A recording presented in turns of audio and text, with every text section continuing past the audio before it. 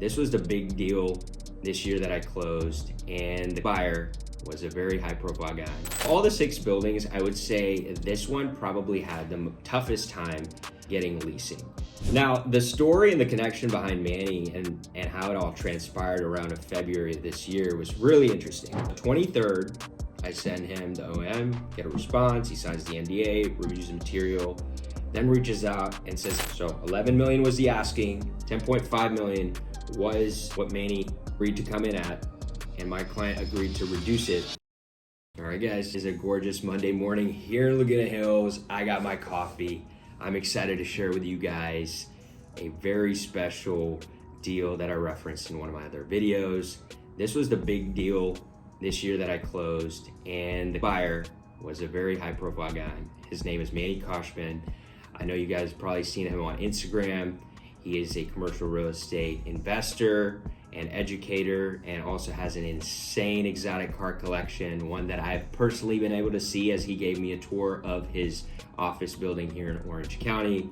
But again, I want to talk to you guys about this deal, break it down from how it even happened. Again, my story of meeting Manny and him inspiring my journey back in 2015. Fast forward all these years in 2022, and I get to sell this guy a building here in Orange County, negotiate with him, go through the entire deal process, and make it happen.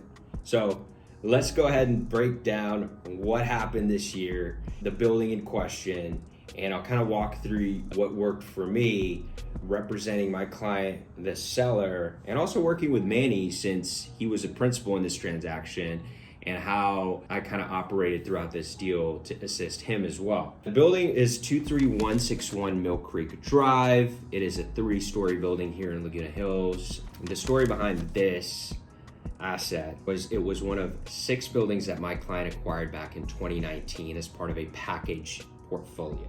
So of all the 6 buildings, I would say this one probably had the toughest time getting leasing, especially even after the seller had poured in capital and made substantial improvements, lobby renovations, upgrading corridors and restrooms, enhancing the exterior, kind of also addressing some of the lingering HVAC issues from the previous owner as well. So in 2021, the seller had tried to list this building for sale twice unsuccessfully.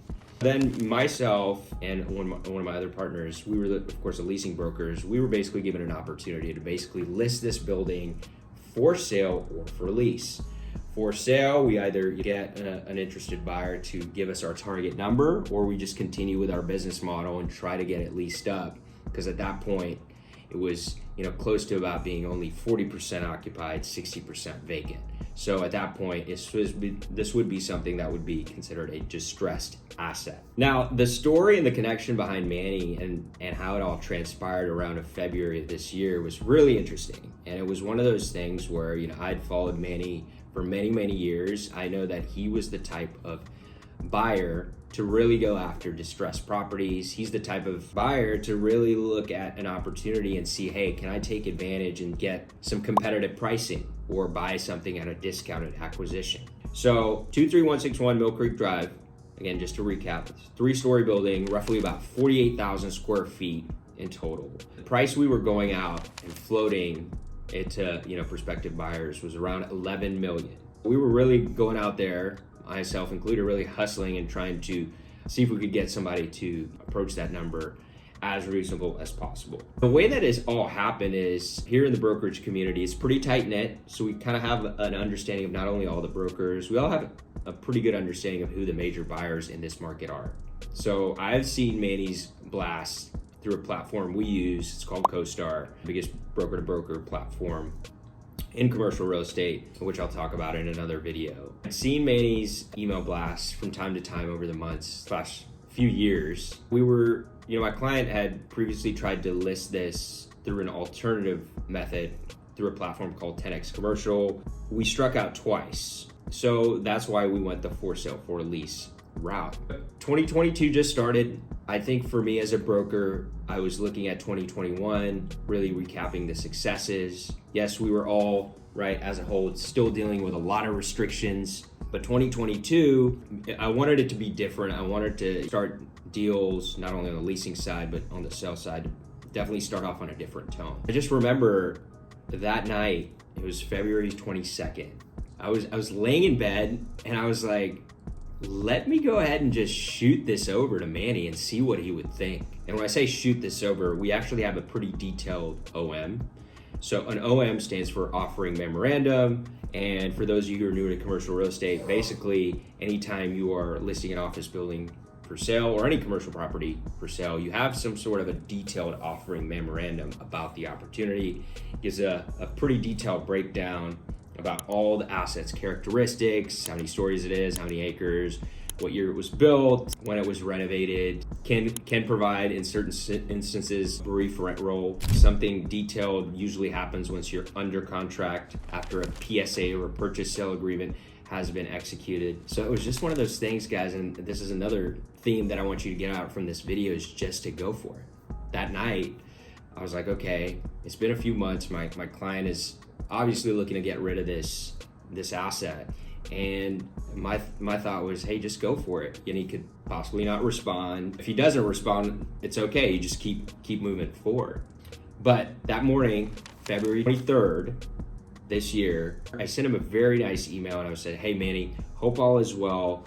I wanted to send you this OM about 23161 Mill Creek Drive. And I basically said, hey, we tried listing it twice. Nothing really happened. It is still available for sale or for lease. Here's our target number. Then he responded within a few hours, basically at that point, signed an NDA, a non-disclosure agreement, and we provided him a few more details about the asset. So anytime an interested buyer reaches out and has expressed somewhat of strong interest, sellers can require them to at least sign an NDA or a non-disclosure agreement so that they can review some more detailed information about the asset. And the understanding is, hey, if they don't move forward on it, they're going to keep everything confidential and just go their separate ways. After Manny receives the NDA, I shoot over a rent roll, and I think I also provided him deeper insight into what we had done as an ownership since we owned it. So then Manny responds and he says, hey, Robin, I would like to request a formal building tour the following day. So 23rd, I send him the OM, get a response, he signs the NDA, reviews the material, then reaches out and says, hey, let's go ahead on the 24th of February, go ahead and schedule a formal tour. Now guys, one thing about me you'll learn is I love what I do. I do love the art of selling. Hope I can teach you guys some of the techniques that I employ anytime I have important clients in front of me when they are touring these assets.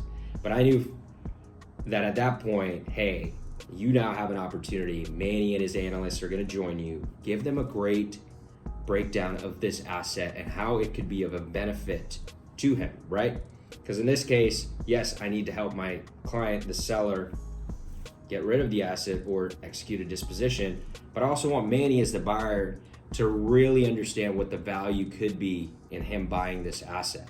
I give him a great tour. I meet him and he greets me and he says, hey, you look familiar. Where have I met you? And I'm going to put up some photos. I actually ran into Manny at a USC alumni event in Newport Beach. It was hosted at Lamborghini Newport Beach, and it was an alumni event, and he was there. Guys, I literally went up to him and I shook his hand and I said, hey Manny, thank you so much. You're a true inspiration. And that was, I want to say, in 2017. And it was so funny because at that point, of course, he didn't know who I was. And here you fast forward like 5 years later, I'm here now, all of a sudden giving him a building tour to try and sell him a building. That was the 24th. It was really cool. At that point, it's like, he's still just a prospective buyer. You've given him a great rundown, a formal tour now has been done. At that point, hey, he could have still walked away. Maybe I could have gotten some feedback in a few days like, Robin, it's really not a good fit for me. I'm gonna pass. But here's a photo of me right after the tour, because it'd been a few years since I had seen him after that Lamborghini event. So I completed the tour and I was definitely in deal-making mode. And then right after I was like, hey Manny, I'd love to grab a pic with you real quick, and we took it in the lobby of Mill Creek. Fast forward to March 2nd. Manny then reaches back out to me, and again, he's the principal in this transaction, so I'm the seller's representative broker. But in this case, since both parties have an understanding of how I'm operating in this transaction, Manny requests my help in writing a letter of intent to purchase this building with his terms. That's what I did. I helped Manny craft up the LOI. The LOI was actually in a template that the seller uses, so that would have made things a little bit easier. So I helped write Manny's LOI, and he wants to come in at a price of 10.5 million. So just as a recap, we were listing this building for 11 million. He wants to come in at 10.5. So that was March 2nd. March 3rd, the LOI is executed by Manny and then presented to the seller. So again, I want to fast forward a little bit here. My client essentially agreed to the 10.5 number, but it was pretty important for my client to have Manny really commit to a target closing date because we were trying to refinance a portfolio. So the seller had goals, and the incentive was, hey, we will agree to the price, but we need you, the buyer, to then meet those target deadlines. So fast forward a few weeks, then what ends up happening is the due diligence does get extended to April 24th. So April 13th, I take Manny to dinner, and DD officially kind of begun March 25th. So you have about 45 days. Manny then comes back to us and the seller and says, hey, I need an extension on the due diligence. Then Manny submits his due diligence officially on April 20th. So he requests an extension up to the 24th, but by the 20th, he's completed his due diligence. And at that point, that's a very important step in an office sale. So the buyer can either choose to move forward, highlight some concerns, or notify the seller, hey, I would like to, cancel escrow and not move forward. So after Manny completes his due diligence, he comes back to my client and asks essentially for $500,000 off the sales price due to some discrepancies he noted in his analysis. So very tense situation, right? At that point, the deal could have blown up. Seller would not have been happy. Manny kind of had a very take it or leave it approach with the intent to just get this deal done. My client agrees, no, it's not going to be a $500,000 reduction in the sales price, but what we will do is we'll reduce the price by $100,000. So 11 million was the asking, 10.5 million was what Manny agreed to come in at, and my client agreed to reduce it to 10.4. So I have to go to Manny now during this day and say, hey Manny, look, we're not gonna be able to get you a 500,000 reduction. 10.4 is your number. 10.4 is still a steal of a deal. And guys, when I get to the end of this video, 10.4 million, that was $213 a square foot.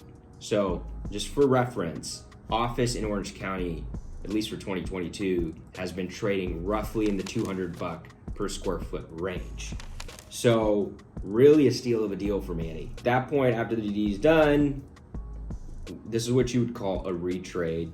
Not really something in our world that's looked highly upon, but it does happen. And the good news here is we were able to seek a solution, which Manny ended up moving forward with at a 10.4, and my client ended up moving forward with at a 10.4.